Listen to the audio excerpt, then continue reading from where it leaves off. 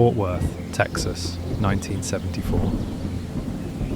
It was Valentine's weekend, and 17-year-old Carla Walker was out with her boyfriend, Rodney. They'd spent the night at a school dance, happy, dressed up, laughing, living in the moment. Afterward, they stopped by a local bowling alley, like a lot of teens did back then. They sat in the car for a while, just talking. It was the kind of night that felt ordinary, until it wasn't. Because within minutes, everything changed.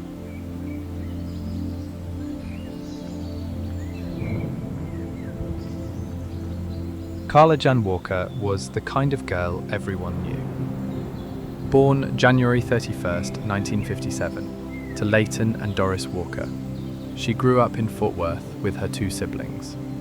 At 17, she was a junior at Western Hills High, a cheerleader, full of energy, always smiling in photos. Her friends described her as sweet, outgoing, and full of life. She loved spending time with her boyfriend Rodney, and by all accounts, the two were inseparable. That night, after the Valentine's dance, Carla and Rodney weren't ready to go home just yet. Like a lot of teens in Fort Worth, they made a quick stop at the Brunswick Ridgely Bowl, a local bowling alley, always buzzing on weekends. They parked outside, rolled down the windows, and sat in the car just talking.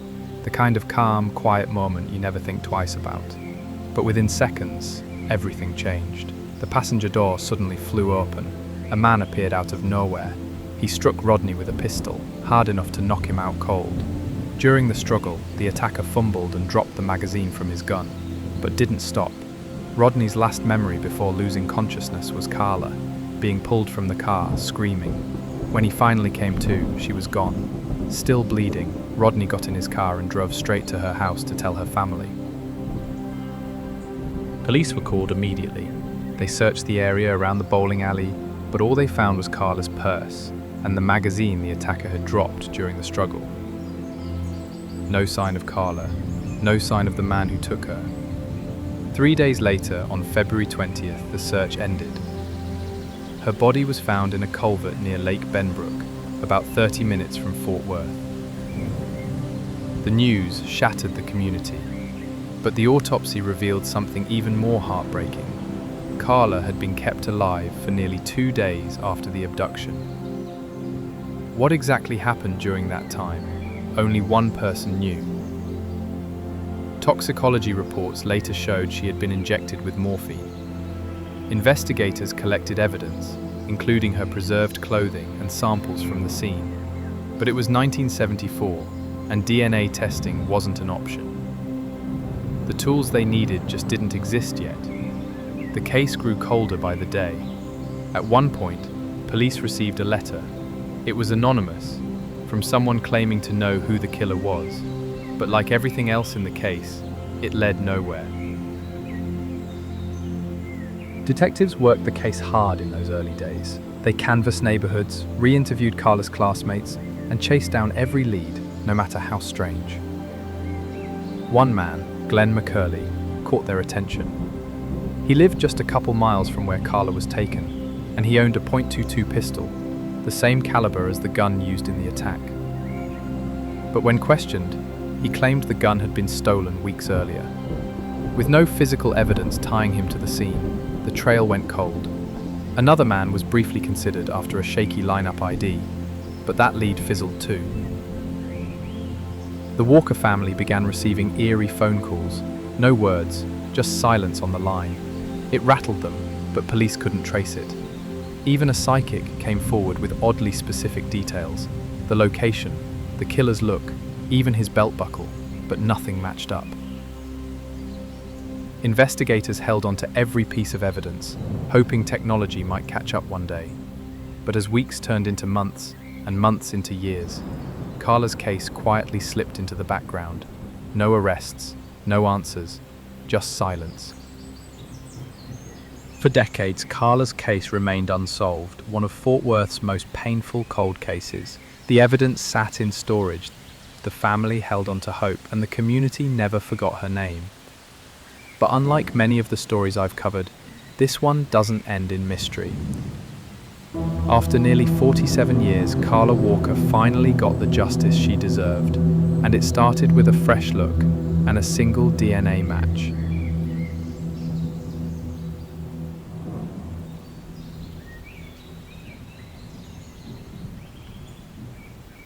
For 46 years, Carla Walker's case sat cold.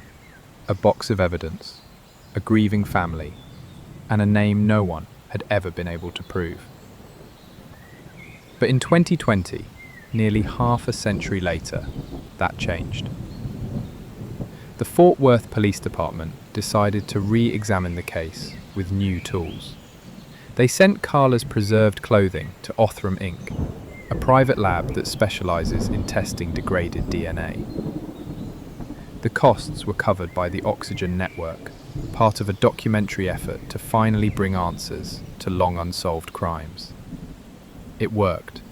Othram's findings gave detectives a fresh lead, a name they'd heard before: Glenn Samuel McCurley. He was 77 years old.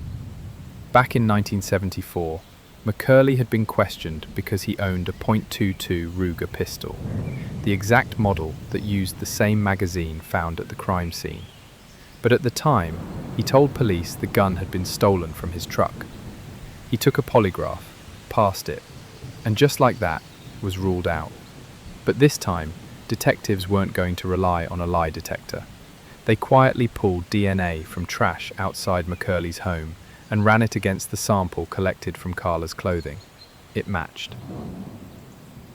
When police brought him in for questioning, he agreed to provide a cheek swab. That test confirmed it. After 46 years, they had their man. McCurley was arrested and charged with Carla Walker's murder. In August 2021, the case went to trial. Among the evidence was something chilling: the same Ruger pistol McCurley once claimed had been stolen, now found hidden in his home.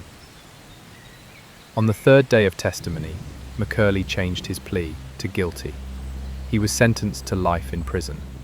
At first, he said he only pled guilty because he was tired of being hounded, but by then, no one believed him. Police also suspected McCurley may have been connected to other unsolved assaults and murders from the 1970s and 80s, but he was never officially charged in any of those cases. He was imprisoned at the Gibb Lewis unit in Texas and died behind bars in July 2023 without ever facing another jury. Carla Walker was more than just a case file. She was a daughter, a sister, a friend, and to Rodney, she was the love of his life. What happened to her should have never happened to anyone. It took nearly 5 decades, but justice finally came. And while no sentence can undo the pain, knowing that her killer faced the truth, in court and in prison, matters. To Carla's family and to Rodney, I hope you found some peace. I hope you know that people still remember her, that strangers still say her name. And to the teams using new technology to solve cases like this, thank you. The work you're doing is changing lives and rewriting endings that once felt permanent. As for Glenn McCurley, he died behind bars. No last words, no redemption arc, and no legacy worth remembering. If you made it this far, thank you for watching. I cover true crime cases like this every week. Some still cold, some finally solved, but all of them deserve to be told. If you want to see more stories like Carla's, hit that subscribe button and turn on notifications so you don't miss the next one. Stay safe out there, and as always, remember the victims, not the monsters.